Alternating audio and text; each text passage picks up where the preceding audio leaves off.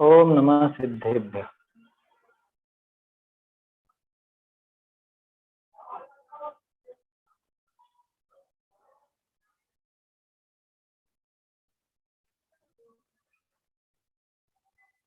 अणमेओण जीर्णवरिन्दे अणरसुरभवनिन्दवन्दिये सिद्धे वोच्छामि भावपाहुड मावशेषे संजदे शिरसा परमात्म को वंदे करे शुद्ध भाव करता करूं भाव पाहुड़ तणी देश वचन का सा।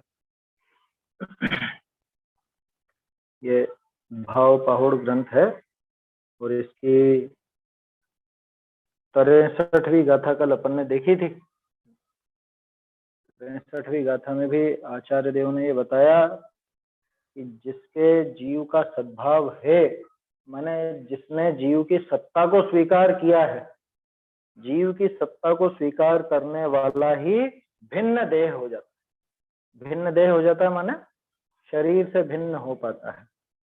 तो कोई कह सकता है हमको शरीर से क्या झगड़ा जो शरीर से भिन्न होना है। शरीर से झगड़ा नहीं है, लेकिन ये शरीर जब तक साथ में रहता है तब तक हमारे बाहरी प्रतिकूलताएं वो तो बनती हैं। उसके अलावा शरीर के साथ में रहने पर अंतरंग प्रतिकूलता जो मोह राग द्वेष ये निरंतर बने रहते हैं, और ये बने रहते हैं तो दुख निरंतर बना रहता है, क्योंकि मोह से ही उनका संबंध है ना। वो सब मोह से ही जुड़े हुए हैं इससे। तो शरीर रहता है इसके साथ में तो शरीर से कोई समस्या नहीं, लेकिन शरीर रहता है तो ये उसमें मोह राग द्वेष किए बिना मानता नहीं है क्या। इस वजह से ये शरीर से भिन्न होने की बात कही जाती है। इसलिए आचार्य देव ने कहा कि जिनके जीव का स्वभाव अभाव रूप नहीं है, विपरीत कहा, देखो उल्टा लिखा, लिख सकते थे जिन्होंने जीव के सत्ता को स्वीकार किया। यहाँ लिखा जैसे जीव सहावो नत्थी अहावो, नत्थी अभावो, ये सब वह कि सर्वथा अभाव रूप जो नहीं मानता। अजय इसमें भी बात छुपी हुई है। सर्वथा अभाव रूप नहीं मानता का क्या मतलब कि भाई पर्याय को पर्याय रूप स्वीकार करता है और द्रव्य का कभी नाश नहीं होता, ऐसा भी स्वीकार करता है। यह है सर्वथा अभाव नहीं मानने का अर्थ। गाथा बोल लेते हैं एक बार अपन, फिर थोड़ी चर्चा करके आगे की बात करेंगे। जैसिम जीव सहावो अनत्थि अभावो यसवः तत्थ ते होन्ति भिन्न देहा सिद्धावचि गोयर मदीदा। जो जीव के सद्भाव को स्वीकारते वे जीव ही निर्देह निर्वच और निर्मल सिद्ध पद को पावते। क्या कहा कि जो जीव के स्वभाव को सर्वथा अभाव रूप नहीं मानते, जिनके जीव का सद्भाव है और जीव का सद्भाव अभाव रूप नहीं है, सर्वथा अभाव रूप नहीं है। तो कोई कह सकता कथनचित अभाव रूप तो होगा। यहाँ पर्याय की अपेक्षा कहा जाता है, क्योंकि पर्याय प्रति समय नाशशील है, नाशवान है, लेकिन उससे कोई द्रव्य का नाश नहीं, उससे जीव कभी नष्ट नहीं हो गया। तरह तरह की पर्याय इसने धारण की, तो उससे कोई जीव नष्ट हो गया हो या एक पर्याय पलटने पर यह जीव भी समाप्त हो गया हो, ऐसा कभी होता नहीं। इसलिए जो जीव का सर्वथा अभाव नहीं मानते वो ही भिन्न देह हो पाते। सर्वथा अभाव मानने वाला तो जीव का ही नाश मान लेगा, वहां भिन्न देह क्या होगा। देखो गजब की बात है एक और, कि भिन्न देह कहा, माने कोई सोचे ये देह से भिन्न होते तो जीव भी समाप्त हो जाएगा, तो भिन्न देह हो जाते हैं इसका मतलब भिन्न है। बात समझ में आ रही है क्या कहना चाह रहा हूं? भिन्न देह हो जाते हैं इसका मतलब देह से अलग होने पर भी बने रहते हैं। तो जिनके दिमाग में ऐसा हो कि शरीर है, जब तक ये अपन है, शरीर नष्ट हुआ तो अपन भी नष्ट हो गए, तो वो भूल में। भिन्न देह होने पर भी सिद्धों की सत्ता कायम रहती है, सिद्ध भगवान मौजूद रहते हैं। और वो तो चलो शरीर अलग हो गया तो अपन उनको भिन्न देह कह रहे हैं, यहाँ शरीर साथ में रहते हुए भी ये इस समय भी जीव तो भिन्न देह ही है। भिन्न देह है मतलब देह से भिन्न है, न्यारा है, बिल्कुल एकदम न्यारा। जीव का उस शरीर से वास्तव में संबंध नहीं है। एक क्षेत्र का संबंध है ना, कि वो तो कहने का है, एक जगह रहते हैं।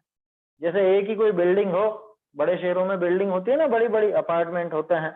अब उसी बिल्डिंग में नीचे कोई और रहता है, ऊपर कोई और रहता है, बल्कि एक ही फ्लोर पर 4-5 फ्लैट बने हुए हैं। तो उनसे आपका क्या संबंध वहां रहते हुए? तो कुछ नहीं, बस एक बिल्डिंग में रहते हैं। तो एक बिल्डिंग में रहते हैं तो थोड़ा बहुत कुछ संबंध हो गया होगा आपस में, कि कोई संबंध नहीं, बिल्कुल कोई लेना देना नहीं, है ना। उनका जो कुछ लेना देना है दुनिया से वो उनका है, हमारा लेना देना हमारा है। उनसे हमारा कुछ भी लेना देना नहीं। अरे वो बिल्डिंग छोड़ो, एक ही मकान में रहने वाले दो अलग अलग भाई, क्या एक मकान में दो अलग अलग भाई रहते हों, दोनों के व्यापार अलग अलग हों, मतलब अलग हो चुके हो, बस रहते हैं साथ में, तो साथ में रहने पर भी उसकी लेनदारी देनदारी उसकी, इसकी लेनदारी देनदारी। समझ में आ रही बात? होता है ना ऐसा, उससे लेना देना ही नहीं। कोई मान लो उसको मिले, कह रहे यार तुम्हारे भाई को उधार दे रखे हैं हमने, वो पैसे दिलाओ, कि भैया मेरा क्या लेना देना उससे, कि नहीं तुमको दिलाना पड़ेगा, तुम भाई हो उसके, उसके साथ ही रहते हो, कि सिर्फ साथ रहते हैं, हमारा आपस में कोई व्यापारिक लेन देन नहीं है, उसके लेन देन का जिम्मेदार वही है। होता है ना ऐसा। तो ऐसे ही यहाँ पे भले ये शरीर और ये जीव साथ में रहते हों, एक क्षेत्र होगा संबंध रूप से साथ में रहते हो, सिर्फ इतना ही संबंध, वो भी कहने का है, असली संबंध नहीं है। असली संबंध तो वहां होता है कि जहां पे कुछ परस्पर में कुछ आदान प्रदान हो जाए। लेकिन जीव का इस शरीर से न कुछ लेना है न कुछ देना।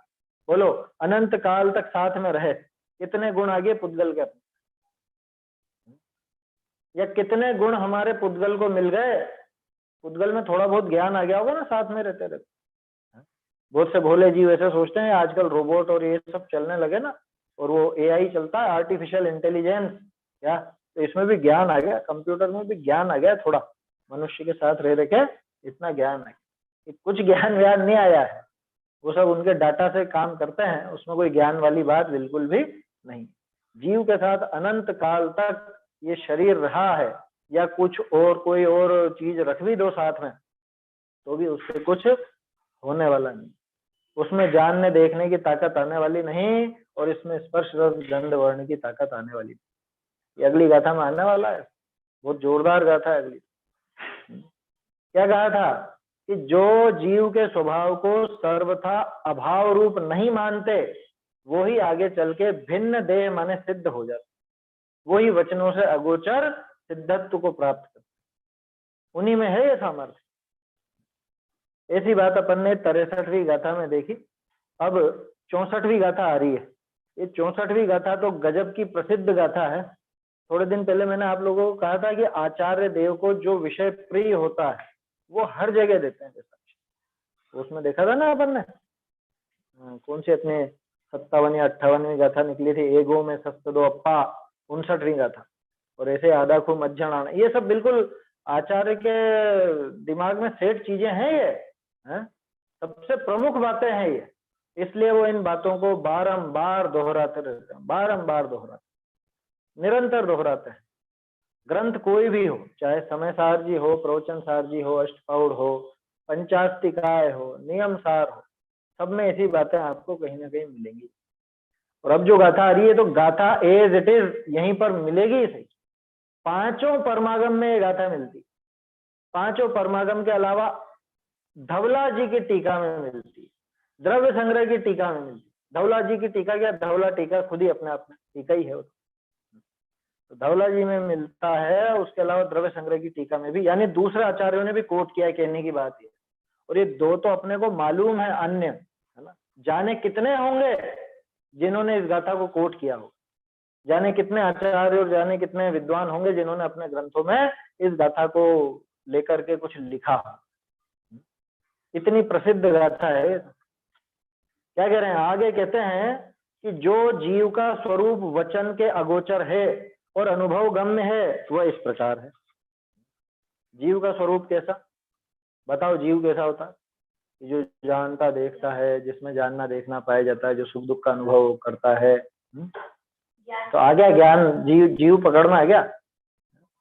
इतना बोलने से जीव पकड़ना आ जाएगा क्या? नहीं आता। वास्तव में वो बोला नहीं जा सकता। जीव का जो स्वरूप है वो अनुभव गम्य, लिखा ना, वचन से तो अगोचर और अनुभव गम्य। क्या क्या मतलब? कि कहा नहीं जा सकता, लेकिन है नहीं, ऐसा नहीं, अनुभव किया जा सकता। गुड़ का स्वाद बताओ, गुड़ का स्वाद कैसा होता है? कि मीठा होता है। मीठा कैसा? शक्कर जैसा मीठा है? आम जैसा मीठा, केले जैसा मीठा, किसके जैसा मीठा?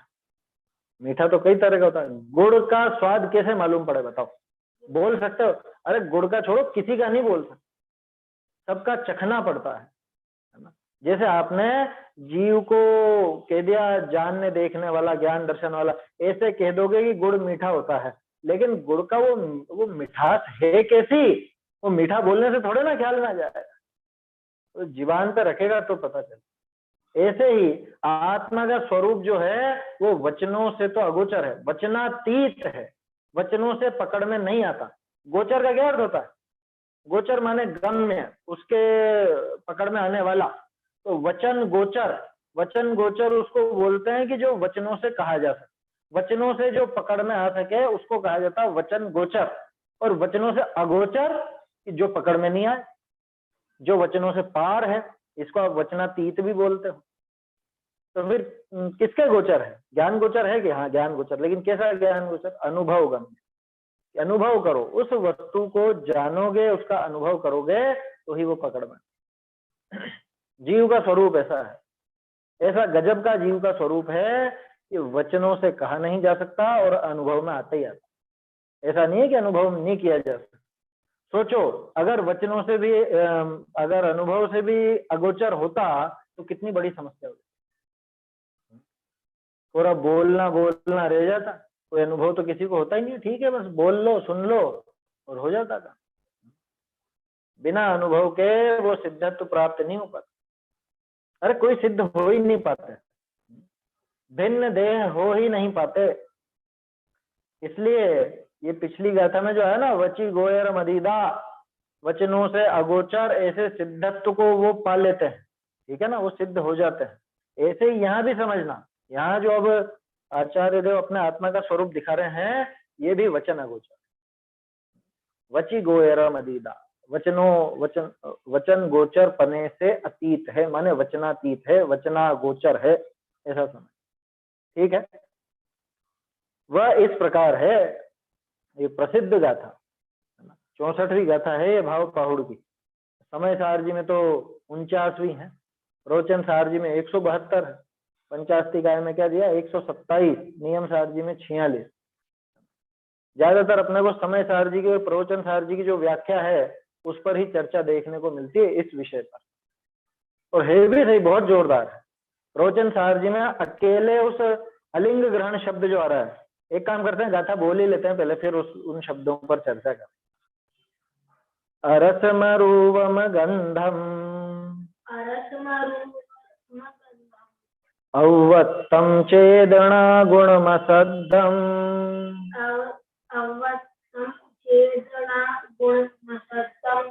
जान अलिंग गहनम जीवमणिदिट्ठ संठाणम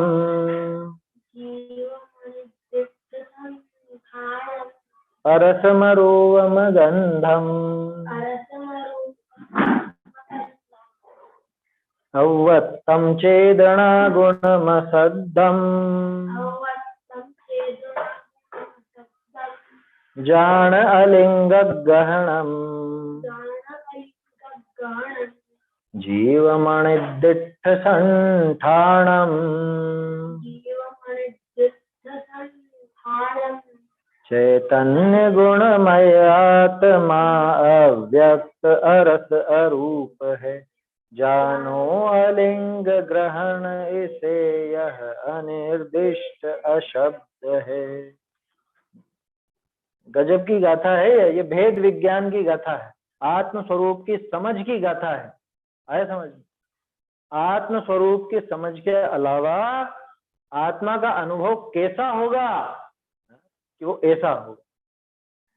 देखो लेकिन बहुत अजीब बात है, आत्मा के साथ अरस है, अरस, तो ये तो नहीं है ये बताया, समझ में आ रही बात।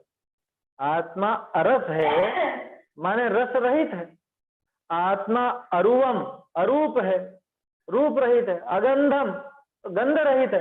ये स्वभाव क्या हुआ, ये तो अभाव ही अभाव दिखा रहे हैं ना। जैसे आप कहो कि मैं तिर्यंच नहीं हूं, मैं देव नहीं हूं, मैं नारकी नहीं हूं, तो ये नहीं हूं नहीं हूं नहीं हूं में थोड़ी ना पकड़ में आता। गुड़ का स्वरूप पूछा, गुड़ का स्वाद पूछा, क्योंकि गुड़ कड़वा नहीं है, गुड़ खारा नहीं है, गुड़ तीखा नहीं है, इससे गुड़ का स्वाद मालूम चलेगा क्या। तो फिर ये चीजें क्यों दी आचार्य, क्यों दी ये चीजें। परिचित नहीं, परिचित तो और भी चीजों से है। असल में जीव इन रूप ही खुद को मानता आया है, तो पहले उसको उधर से छुड़ाया कि तू सोचता है तू पुद्गल है, तू सोचता है तुझमें स्पर्श रस गंध वर्ण है, कि नहीं है इनमें से। तो फिर क्या है, वो आगे दिखाया चेतना गुणम, चेतना गुण वाला ये दिखाया ना। वेद विज्ञान करा रहे हैं क्या नहीं है और क्या है, ये दोनों चीजें यहाँ पे। इसमें सबसे खास शब्द जो है वो है अलिंग ग्रहण। क्या अलिंग ग्रहण है सबसे खास शब्द। प्रवचन सार जी में जो 172वीं गाथा ये वाली है, उसकी टीका में उन्हीं अमृत चंद्राचार्य ने, तीनों ग्रंथों की टीका करी अमृत चंद्राचार्य ने, समय सार जी की, प्रवचन सार जी की और पंचाटिका, इन तीनों की, तीनों पे ही जयसेनाचार्य की टीका, तीनों पे ही अमृत चंद्राचार्य की टीका। तो 172वीं गाथा जो प्रवचन सार जी की, उसमें 20 बोल लिए, क्या 20 अलग अलग बोल लिए इसको समझाने के, अलिंग ग्रहण को समझाने के। और अलिंग ग्रहण को समझाने के लिए उन्होंने ये सब का प्रयोग नहीं किया प्रवचन सार जी, किसका, अरस का, अरूप का, अगंध का, इनका प्रयोग नहीं किया। समय सार जी का पैटर्न अलग है। समय सार जी में अलिंग ग्रहण की सिद्धि करने के लिए कहा अरस,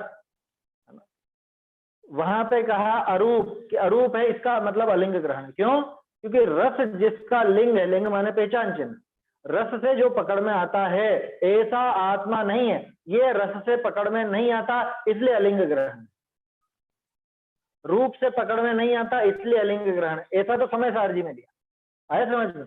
माने समय सार जी में तो ये अरस, अरूप, अगंध, अव्यक्त, चेतना गुण, ये सारे जो विशेषण लिए, अनिर्दिष्ट संस्थान वगैरह, इन सब विशेषणों को अलिंग ग्रहण पने का हेतु बनाया। समझ में आ रही बात। इन सबसे अलिंग ग्रहण पना सिद्ध किया। हाँ, और प्रवचन सार जी में अकेले अलिंग ग्रहण शब्द के 20 अर्थ किए। अलिंग ग्रहण, ग्रहण माने जिसको अपन ग्रहण कर सके, लिंग ग्रहण माने जिस लिंग समझते हैं ना, अनुमान से अपन, अनुमान में जो लिंग का प्रयोग करते हैं, जैसे धुआं है, धुआं अग्नि का लिंग है, अग्नि का पहचान चिन्ह है। उस आग को किससे पकड़ा, कि आग को धुएं से पकड़ा, है ना, तो धुआं वहां पर लिंग हुआ। तो लिंग माने पहचान चिन्ह, लिंग माने वो साधन। तो वो साधन से जो ग्रहण किया जा सके उसको कहते हैं लिंग ग्रहण। और साधनों से, किसी भी प्रकार के साधन से जो ग्रहण नहीं किया जा सके उसे कहते हैं अलिंग ग्रहण। समझ में ही बात। गुड़ को किससे पकड़ते हो, गुड़ को उसकी मिठास से पकड़ते हो, उसके रस से पकड़ते हैं ना, तो वो गुड़ उसके रस रूप लिंग से पकड़ में। समझ में आया। तो गुड़ लिंग ग्रहण है, मतलब गुड़ वो रस लिंग ग्रहण है, ठीक है। आत्मा कि आत्मा इनमें से किसी भी लिंग से, किसी भी पहचान चिन्ह से पकड़ में नहीं आता, इसलिए आत्मा अलिंग ग्रहण है। समझ में आ रही है बात। कोई ऐसे अलग से पहचान से पकड़ में नहीं आएगा। सुनने में पहली बार तो शब्द बड़ा अटपटा लगेगा, अलिंग ग्रहण है तो फिर ग्रहण कैसे होगा उसका, फिर पकड़ेंगे कैसे, हैं? कैसे पकड़ेंगे उसको। तो वहां अमृत चंद्राचार्य ने समय सार जी में अलिंग ग्रहण को इन सबसे सिद्ध किया, अरस, अरूप, अगंधा इत्यादि। और प्रवचन सार जी में इन सबको तो ऐसे सामान्य रूप से पहले अर्थ बता दिया, और उसके बाद पूरे 20 बोल अलिंग ग्रहण शब्द के। माने अलिंग ग्रहण के 20 अर्थ अलग अलग निकाले। आत्मा ऐसा भी नहीं है इसलिए अलिंग ग्रहण है, ऐसा भी नहीं है इसलिए अलिंग ग्रहण है, ऐसा भी नहीं है इसलिए अलिंग ग्रहण, ऐसा सब कहा। आखिर में तो गजब ही कर दिया 18, 19, 20 बोल में। क्या लिंग माने द्रव्य, लिंग माने गुण, लिंग माने पर्याय, ऐसे 3 करके अर्थ लिए। लिंग शब्द का अर्थ पर्याय भी होता है क्योंकि पर्याय से भी चीज पकड़ में आती है, लेकिन आत्मा उस पर्याय का स्पर्श भी नहीं करता, इसलिए आत्मा अलिंग ग्रहण है। लिंग माने पर्याय, पर्याय से ग्रहण नहीं होता इसलिए अलिंग। ये 18वां बोल। गुण से भी नहीं, गुण भेद से नहीं, गुण भेद वो लिंग है। ज्ञान दर्शन चारित्र अलग अलग भेद करके समझते हैं ना, तो गुण भेद वो लिंग है, और उन गुण भेदों से आत्मा का ग्रहण नहीं होता, गुण भेदों से आत्मा पकड़ में नहीं आता, तो आत्मा अलिंग ग्रहण है। ये 19वां। 20वें बोल में तो बिल्कुल अलग ही है। 20वां बोल उसमें लिंग का अर्थ द्रव्य कहा, द्रव्य को खुद लिंग, और उस द्रव्य को वो पर्याय स्पर्श नहीं करती। क्या आत्मा की वो पर्याय स्पर्श नहीं करती है ना, वो न्यारी रहती है, वो पर्याय स्वयं वो अलिंग, उसको आत्मा कहा। द्रव्य को स्पर्श नहीं करने वाला आत्मा, तो वहां पर्याय को आत्मा कहा। बहुत विचित्र है ना, विचित्र यूं लगता, ऐसा लगेगा सुनने में पहली बार। हाँ, जहाँ द्रव्य दिखाएंगे, द्रव्य और पर्याय की भिन्नता दिखाई।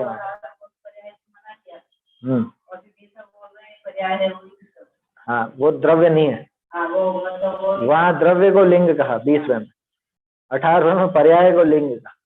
वो कह रहे हैं न पर्याय से ग्रहण होता है उसका, न द्रव्य से। द्रव्य अकेले, उसके अकेले द्रव्य से ग्रहण नहीं, क्योंकि जब आत्मा का अनुभव होगा तो वहां कोई भेद रूप नहीं होगा, ऐसा नहीं आया समझ। खैर वहां का विषय तो जब कभी वहां की चर्चा चलेगी तब करेंगे अपन।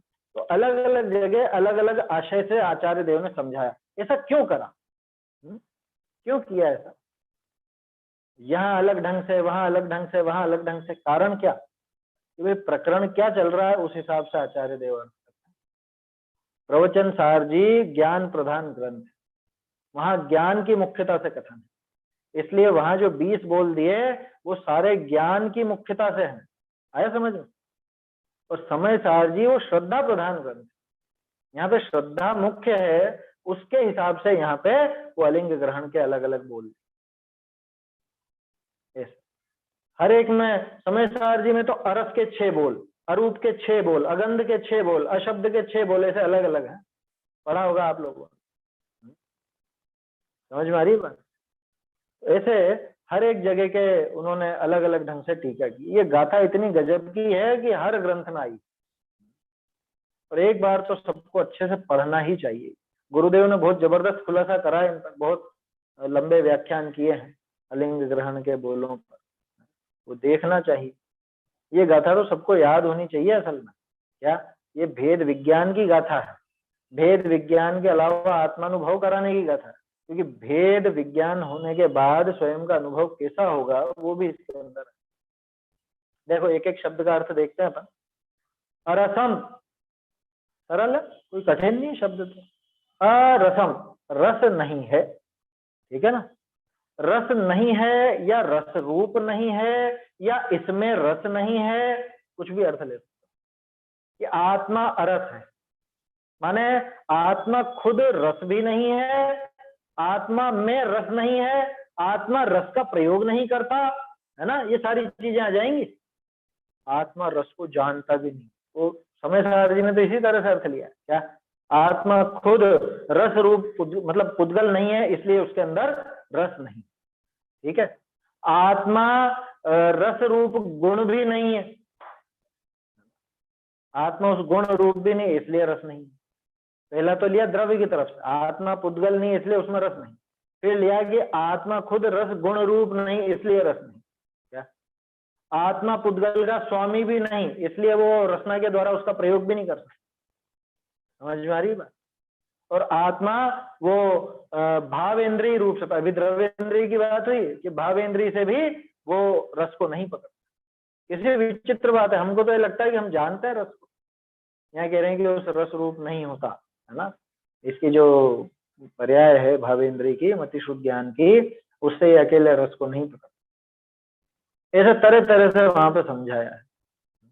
तो आत्मा रस नहीं, ऐसे ही आत्मा रूप भी नहीं है। समझ में आ रही बात? जैसे रस नहीं है वैसे रूप भी नहीं है, क्योंकि इसमें नहीं आएगी दिक्कत।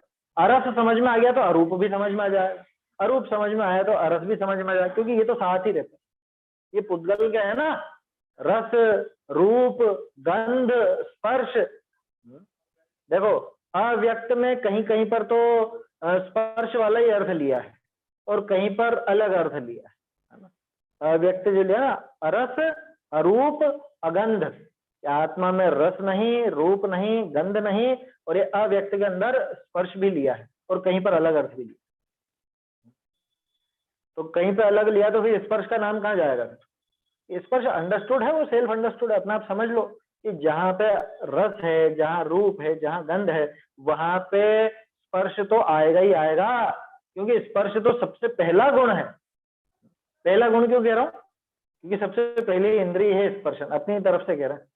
स्पर्शन इंद्रिय सबसे पहली है ना, स्पर्शन के बिना बाकी की तो हो ही नहीं सकती। जब रस आ गया तो माने स्पर्श तो आया ही आएगा, ऐसा समझ के चलो।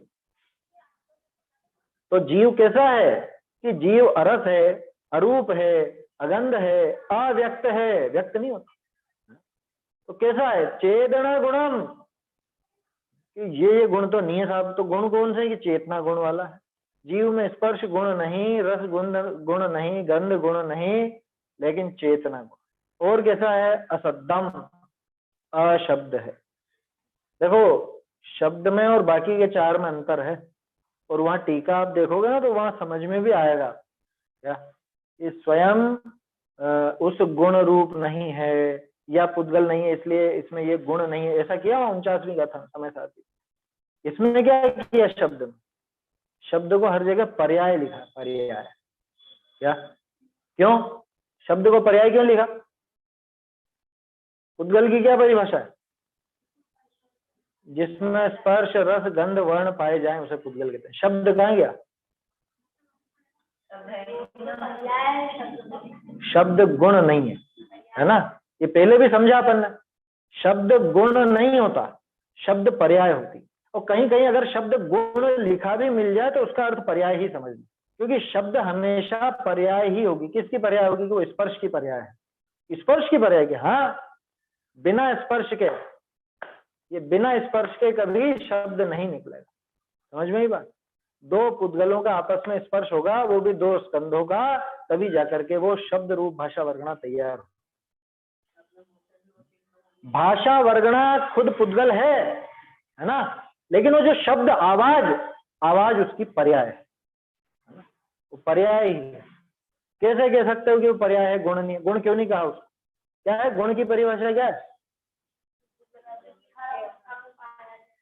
जो द्रव्य के संपूर्ण भागों में और संपूर्ण अवस्थाओं में पाया जाए, है ना, उसे गुण कहते हैं। तो पुद्गल कैसा भी हो, चाहे वो परमाणु हो, चाहे वो स्कंद हो, किसी भी रूप में हो, उसमें स्पर्श, रस, गंध, वर्ण मिलेगा ही मिलेगा। आया समझ? उसके लिए उसको दूसरे पुद्गल की आवश्यकता नहीं है। लेकिन अकेला परमाणु है या अकेला स्कंद बस ऐसे पड़ा हुआ है तो उसमें शब्द नहीं मिलेगा।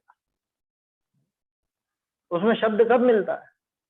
शब्द तो तब मिलता है कि जब उसमें कोई दूसरा पुद्गल आकर उससे टकराए, कोई दूसरे का उससे स्पर्श हो, तभी जाकर के मिलता है। यही होता है ना, ये अपने यहाँ भी आवाज कैसे निकलती है, ये पूरा वोकल कॉर्ड बना हुआ है यहाँ पे, है ना, जो भी अपना ये क्या बोलते हैं इसको, कौन सा तंत्र बोलता है, आवाज का ध्वनि, ध्वनि तंत्र पूरा अपना जो बना है गले में, जीवान में, है, आया समझ? तो ये जो पूरा का पूरा तंत्र है, इसमें आपस में वो वायु टकराती है, तब जाकर के वैसी आवाज निकलती है ना, ऐसा ही है ना।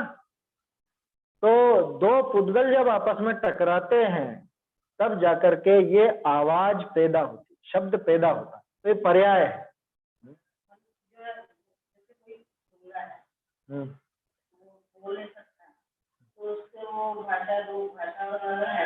क्यों नहीं है? दूसरी आवाजें तो निकलती है ना। बोल नहीं सकता तो अपन इसलिए कहते हैं उसको, गूंगे को, कि वो अपने जैसे नहीं बोल सकता। बाकी जो भी वो हैं वो सब आवाज तो निकलती है, उसमें क्या, जो भी कुछ बोलता हो उसी की बोली में, एक आध अक्षर तो उसके भी निकलता ही है, उसके सही बनावट नहीं है इसलिए वो अपनी जैसी भाषा नहीं बोल पाता, लेकिन उसका ये अर्थ थोड़ी ना है कि आवाज नहीं है वहां या भाषा वर्गना ही नहीं है, ऐसा तो नहीं। वो तो उसके कर्म के उदय के अनुसार वो सब कथन मतलब वैसी उसकी प्रक्रिया बनती। यहाँ समझने लायक बात यह है कि स्पर्श रस गंध वर्ण ये चारों तो उद्गल के गुण हैं, ये हमेशा पाए जाते हैं, उद्गल कैसी भी दशा में हो तो भी पाया जाए।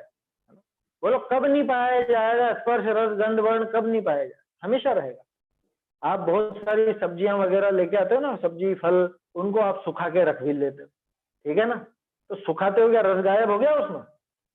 सुखाने पे रस गायब हो गया क्या? तो अब अलग रस आएगा, उसका अलग स्वाद आएगा, थोड़ा सा बदल के स्वाद आएगा।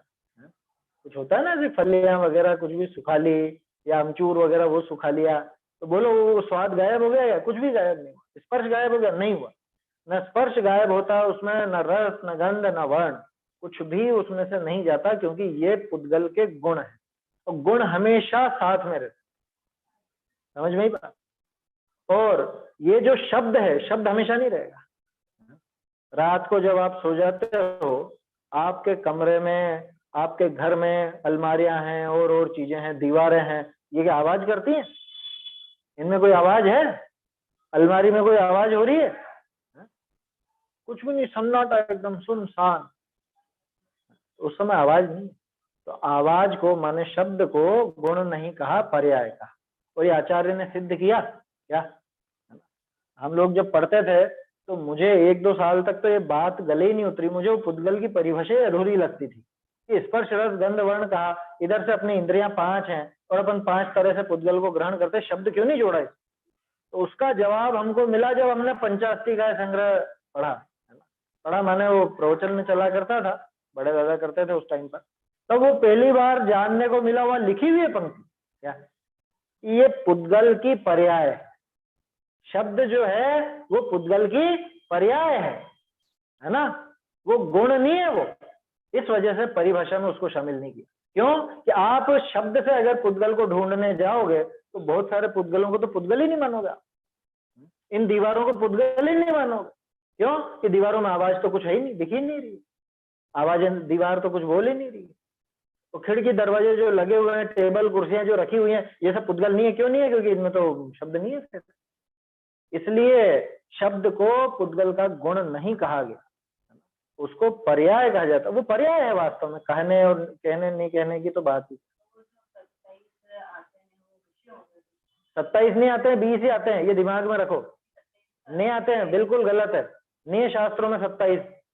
विषय जो बताते हैं वो 20 ही बताए जाते हैं, क्योंकि ये 4 जो हैं स्पर्श रस गंध वर्ण, इनके 20 भेद होते हैं। वो सब अपन ने बना लिए, मनमानी व्याख्या कर ली, वो नहीं है शास्त्रों। पुद्गल के 4 जो गुण हैं, इन 4 के 20 विषय अपन ने कह दिए, 20 विषय में समझ ले। और आवाज के तो कई भेद बनेंगे, शब्द के तो आया समझ में। भाषात्मक, अभाषात्मक, भाषात्मक में भी फिर कई प्रकार के स्वर व्यंजन वगैरह, अभाषात्मक में भी वो तत् वितत घन सुशिर वगैरह, वो सब है ना, वो भेद पढ़ोगे आप तो वो है ही नहीं। वो सारे गामा पाधा निशा तो मन से बना दिए और कह दिए ये 27 भेद होते हैं साहब। 27 नहीं, ऐसे तो सैकड़ों बनेंगे। तो सारे गामा पाधा निशा तो आप बोल रहे हो, विदेश में तो दूसरे बोलते हैं, विदेश वाले तो दूसरे पता नहीं क्या नाम उनके चलते हैं। वहां भी जो संगीत सिखाया जाता है वो डो मी सो पता नहीं क्या क्या उनके चलते हैं, वो आते हैं ना बच्चों के पियानो कैसियो वगैरह, उन पे लिखे रहते हैं वो सब उनके। तो इसलिए शब्द जो है वो पुद्गल का वास्तव में गुण नहीं है, वो पुद्गल की पर्याय है ना। और वो भी कौन से गुण की? कि स्पर्श गुण की, समझ लो, क्योंकि स्पर्श होने पर वो आवाज। ठीक है, तो अच्छा ये तो सारी बात पुद्गल की कर ली अपन ने। खास बात तो ये कि आत्मा शब्द वाला भी नहीं है, बात तो ये है मुख्य। ये व्याख्या नहीं करनी कि ये गुण है कि पर्याय है, वो तो ठीक है, चर्चा में चर्चा चल पड़ी, लेकिन वास्तविक बात तो यहाँ पर यह है कि जीव अशब्द है, ये बहुत काम की चीज। जीव स्पर्श वाला नहीं है, ये तो आसानी से समझ में आ जाता है। क्या रस वाला नहीं है, गंध वाला नहीं है, वर्ण वाला नहीं है, ये तो आ जाता है। वर्ण में भी किसी किसी को दिक्कत होती है, नहीं वो देखा हमने सफेद सफेद होता है क्या, बच्चे करते हैं ना बातें ऐसी। आत्मा कौन से रंग का हो? सफेद सफेद सफेद। बताओ, अभी ऐसे ऐसे भोले जीव अपने जेनी ऐसे हैं। पहले सुनाया था ना किस्सा आपको, सिद्ध भगवान कौन से रंग के? सिद्धों का छोड़ो, उनसे पूछो कि भाई तू कौन से रंग का, कि हम तो गोरे हैं, हम तो काले हैं, हम तो सांवले हैं। यहाँ कहते हैं कि आत्मा कोई रंग का नहीं, आत्मा का कोई वर्ण नहीं, किसी प्रकार का वर्ण नहीं आता, रंग ही नहीं। कि फिर वो सफेद सफेद क्या दिखता है? अरे कहाँ दिखता है? बिना कहा सफेद जो दिखाई देगा वो तो सब पुद्गल हो। आसमान कौन सा रंग का है? नीला नीला है ना आसमान है।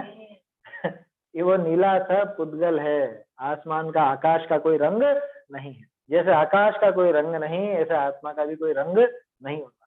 ये तो फिल्म में देख देख के मूर्ख बन गए लोग क्या। और दिखा दिए ऐसे ऐसे निकलते हुए, दिखा दिया कुछ सफेद सफेद ट्रांसपेरेंट सा कुछ ऐसा, और वो हाँ आत्मा। आत्मा का वजन कितना होता है? वजन है कि नहीं आत्मा में? पहले हम छोटे थे तो ऐसे ही थोड़े से बच्चों में आदत रहती है ना गप मारने की। तो वो हमारे एक अंकल हैं, वो उन्होंने बताया, साइंटिस्ट हैं वो, आत्मा 50 ग्राम का होता है। क्यों? कि वो आदमी पहले जब उसका वो मरने वाला था ना, तब उसका वजन तोल के देखा, और फिर मर गया, उसके बाद तोल के देखा 50 ग्राम का अंतर आया।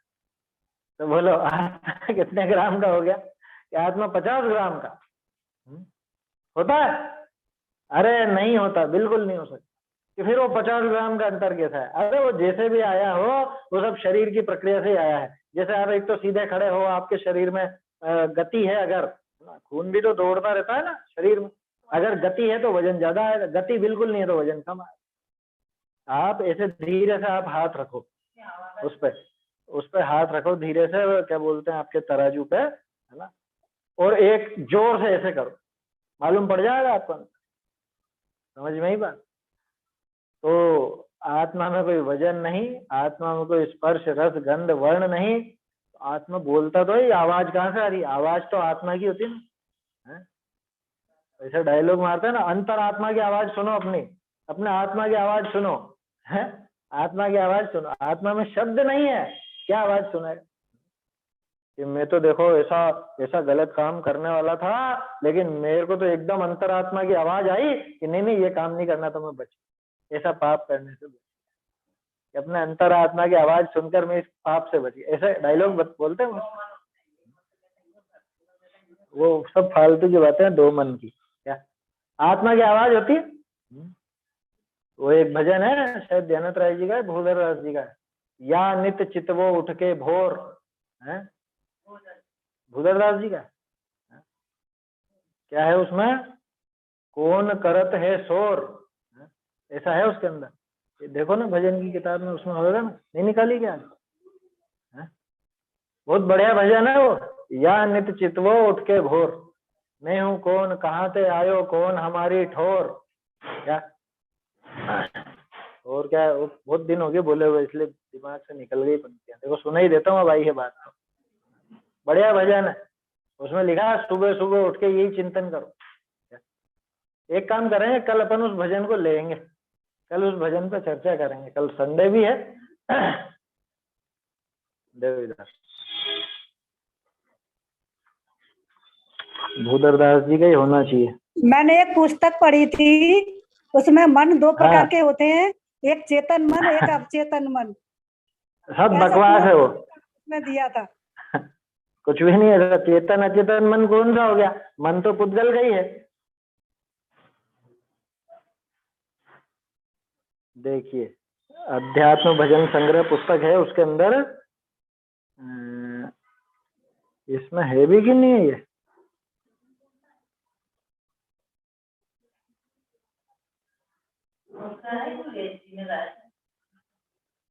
कहाँ है इसके अंदर? कहाँ है? भूदरदास जी का नहीं होगा शायद।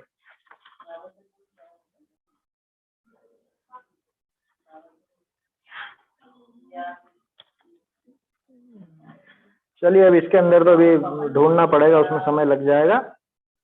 बढ़िया भजन है लेकिन।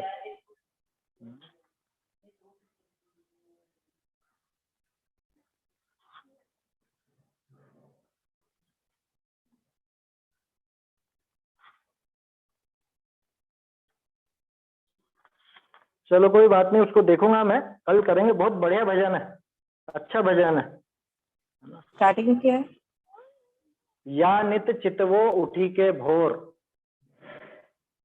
मैं हूँ कौन कहाँ ते आयो कौन हमारी ठोर। और उसी में है कौन करत है शोर, वो शब्द वाली बात है ना, इसलिए वो चीज ध्यान आ गई 177 थी। पेज है। यानी तो चितवो अटिके भूल। 177। 177 पे। जिनेंद्र भक्ति गंगा। अच्छा, वो तो आप वो अलग पुस्तक बता रहे हो। किनका है, भूधरदास जी का ही है क्या?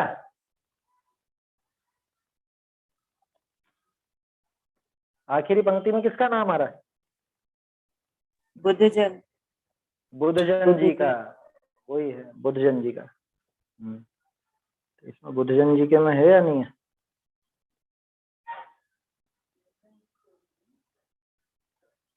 मेरे ख्याल से इस पुस्तक में दिया ही नहीं है शायद।